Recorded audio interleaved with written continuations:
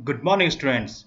So today we are going to discuss about stability of coordination compound. क्योंकि ये topic हमारा रह गया था कोऑर्डिनेशन कंपाउंड में, आज हम इसी टॉपिक की बात करेंगे, स्टेबिलिटी ऑफ कोऑर्डिनेशन कंपाउंड।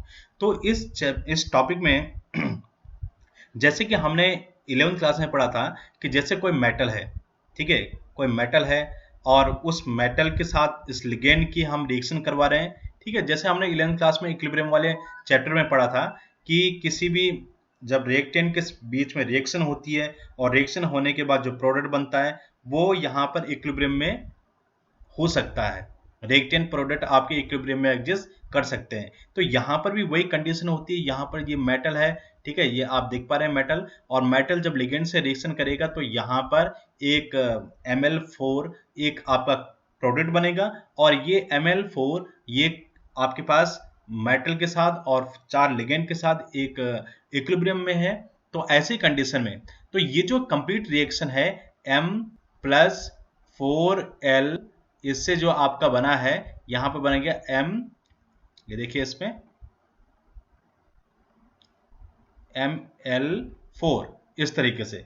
तो ऐसी कंडीशन में आपका जो यहां पर Ml4 बना है, ठीक है, ये तो सिंगल स्टेप रिएक्शन हमने यहां पर दिखाई है, this is single step reaction. और इस सिंगल स्टेप रिएक्शन को जो हम यहां पर देख रहे हैं ये आपके मल्टीपल स्टेप में होती है। जैसे मान लीजिए पहले मेटल एक लिगेंड से जुड़ा तो Ml बना, फिर दूसरे लिगेंड से जुड़ा फिर Ml2 बना, फिर Ml2 तीसरे लिगेंड से जुड़ा Ml3 बना, फिर Ml3 चौथे लिगेंड से जुड़ा Ml4 बना।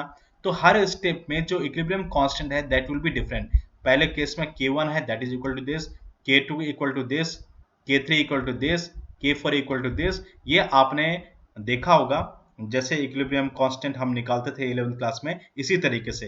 तो यहाँ पर जो K1 K2 etcetera K3 K4 whatever, ठीक है, these are called step wise stability constant। इन्हें हम स्टेप वाइज स्टेबिलिटी कांस्टेंट कहते हैं। हर स्टेप पर ये स्टेबिलिटी कांस्टेंट कितनी है इसलिए हम इसे कहते हैं स्टेप वाइज स्टेबिलिटी कांस्टेंट। तो अगर हमारी जो कंप्लीट रिएक्शन है वो तो ये है, यानी कि अगर हमें चाहिए क्या, Ml4 अगर हमें चाहिए तो हम इसके लिए दो तरीके हमारे पास हैं। एक तो सीधे मेटल के साथ 4 लिगेंड जोड़ दो Ml4 बना दो, और दूसरा तरीका है कि मेटल के साथ एक एक करके लिगेंड, चारों लिगेंड एक एक करके स्टेप वाइज आप जोड़ते रहो, ठीक है। तो स्टेप वाइज जब आप इसको जोड़ते रहेंगे तो ऐसी कंडीशन में यह आपका बन जाएगा Ml4। तो कहने का मतलब ये है कि जैसे हमने लॉ पढ़े थे, ठीक है, ये हमने बहुत से ऐसे लॉ पढ़े हैं यहाँ पर 11th क्लास में जिनको आप यहाँ पर यूज कर सकते हैं, ठीक है।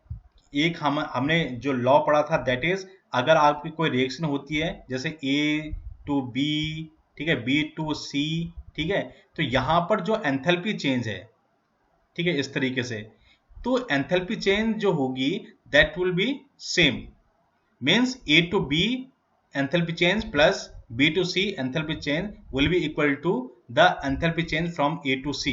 इसी तरीके से यहाँ पर जो आपका ये बीटा 4 है, ठीक है, बीटा 4 जो स्टेबिलिटी कांस्टेंट है यहाँ पर, जिसे हम ओवरऑल स्टेबिलिटी कांस्टेंट कह रहे हैं, ये जो स्टेबिलिटी कांस्टेंट है इसके लिए हम क्या लिखेंगे, Ml4 divided by M concentration into L concentration to the power 4।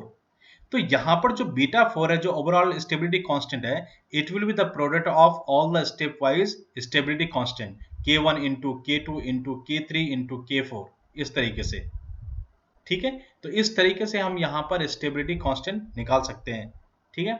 Next बात करते हैं यहाँ पर,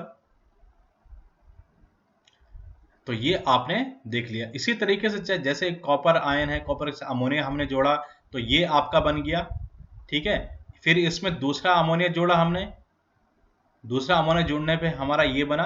तो यहाँ पर क्या, ये K1 हो गया आपका, ये आपका K2 हो गया।